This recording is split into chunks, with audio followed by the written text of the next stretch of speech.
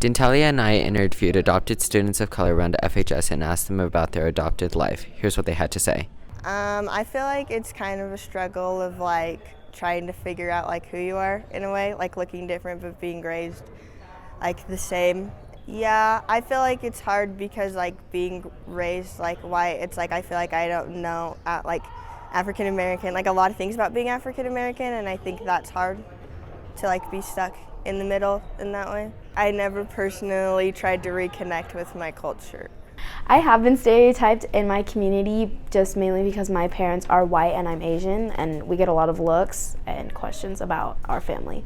I haven't actually tried reconnecting with my roots because it's a lot more difficult than people think, and we also don't really know where to start to figure out that process. And also, as much as it might sound rude, I don't really want to because I am happy in my life with my parents and my family, and I wouldn't have it any other way. I don't have the best of either worlds because I'm not white enough for the white kids, but I'm also not Asian enough for the Asian kids because my mom is white, and it just feels like there's no good in between, and that really sucks.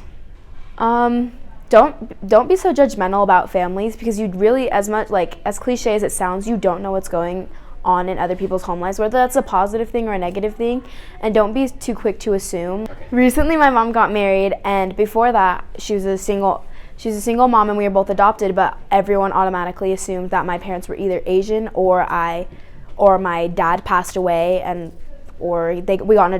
mom got in a divorce. And that really sucks because that's not the truth, and instead of them asking, they quickly assume and then try to consult me because my dad passed away, but that's actually not true.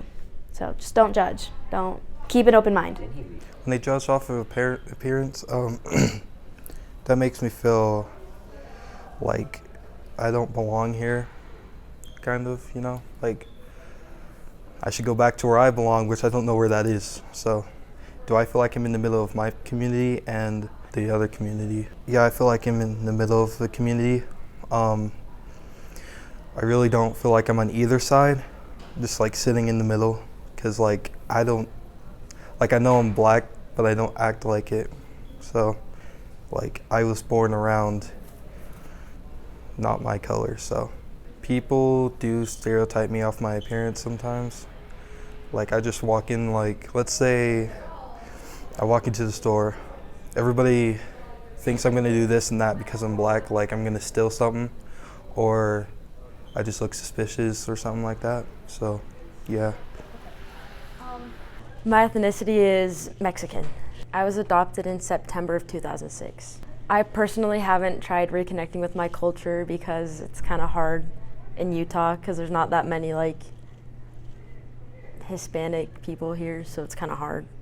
It's definitely hard not being around the same color people as me because people view me differently than the average white person, and they expect me to be different, even though I'm kind of just like everyone else here, but just a different color. Yeah, so it's I'm not white, but I'm not Mexican fully. There's definitely a middle ground with being brown and being adopted by a white family, because when I was adopted into a white family, it's kind of I was raised white, unlike other Mexican people, maybe that have been adopted by another Mexican family. And this is Dentalia Batoni and Noah Yang with the Next News.